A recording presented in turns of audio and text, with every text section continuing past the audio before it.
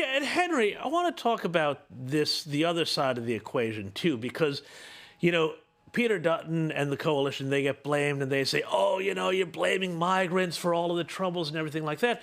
But there's another side to this equation, because if we keep holding out Australia as this destination for people to come to work and to study, you know, because we need that to bolster the GDP to keep us out of a real recession when we're in a technical one on per capita terms, isn't it also really quite cruel to people to, at this point, when we are in a housing crisis, say, hey, you know, come on in, everything's fine, the water's fine, you know, we got plenty of room for you here in Australia. I mean, it's not just about, it's not about blaming migrants, it's also about, you know, giving people false hope and selling them a pup.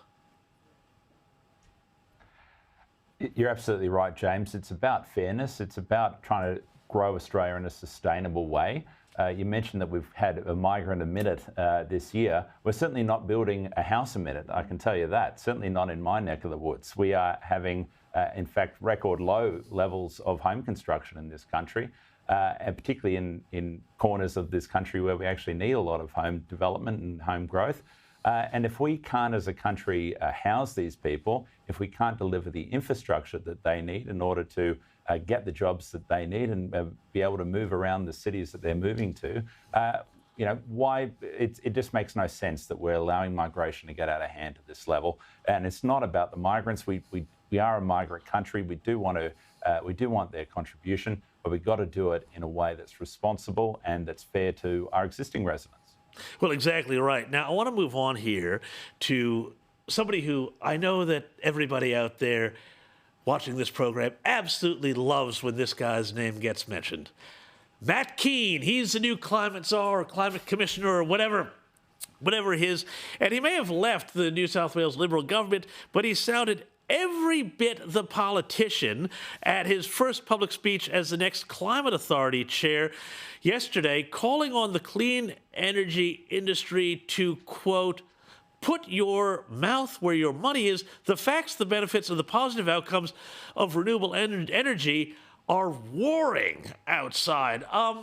Lisa, I'll tell you this much, you know, they may be roaring outside, but inside my house, when we get these letters saying, hey, you know, your power bill's going up, your gas bill's going up, your energy bill's going up, and at the same time they're revving up the renewables, and that's the cause of it, I'm roaring on the inside.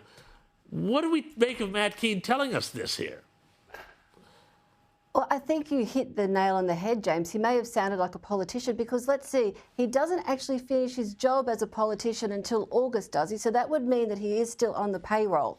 So perhaps, you know, he is sounding, and a Liberal, you know, representing, you know, a Liberal government as well. So I think there's some serious questions to be asked about that alone. But look, you're right. He's up there talking about energy and this renewable dream. I sat today through the Queensland Media Club lunch, and we had our energy minister here in Queensland talking along very similar lines to Matt Kean. Renewables were the way of the future. There's no problem, I don't think, in anyone in this country who is backing renewable energies in having a voice that is being heard extremely loudly. It's people on the other end who are saying, look, we do need coal, we do need gas. They're the voices that are being silenced because, you know, dare you say we actually need these fossil fuels. And certainly today at the luncheon that I was at, the message was, Miles government gets back in Queensland, it will be a hard no to nuclear. They will push back if Peter Dutton does manage to win government. The Miles government will push back against any nuclear in this state, at least. And it's renewables all the way ahead here. Well, Henry, what do you make of this? It's like a religious dogma. I mean, the people who are always saying, you know, follow the science, they've got the yard sign saying, in this house we believe in science. But at the same time, when there's something that's scientific and works, they seem to be absolutely terrified of it. How come?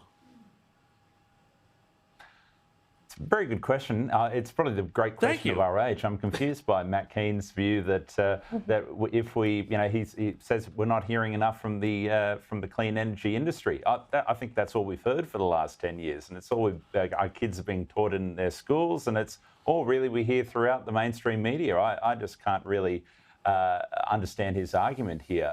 This has become an article of faith for a lot of people, and we don't really see a lot of evidence involved in what they put forward now. It's just statements of faith. And I think it's actually time for people to be speaking up on behalf of the energy consumers of Australia to say, hey, enough's enough.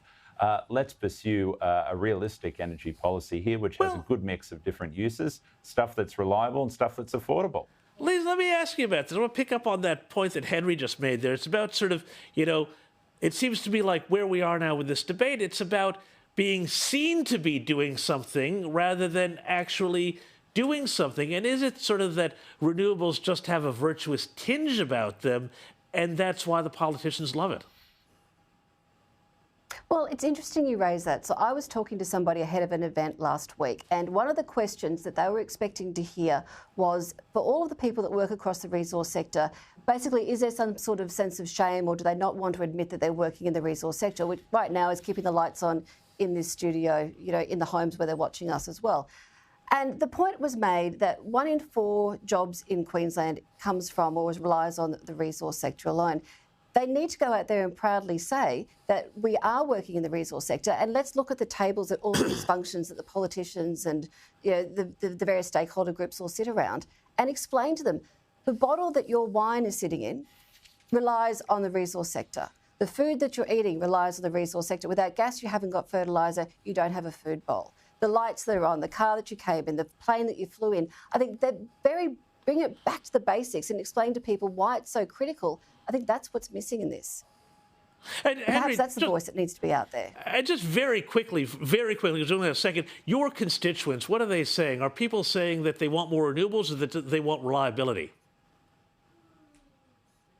My constituents want reliability, but most importantly, they want affordability as well. And they can see the path that's renewables are taking us down. They appreciate the little rebates they're getting here and there as people head towards elections, but they understand where this is going and they want a change of direction.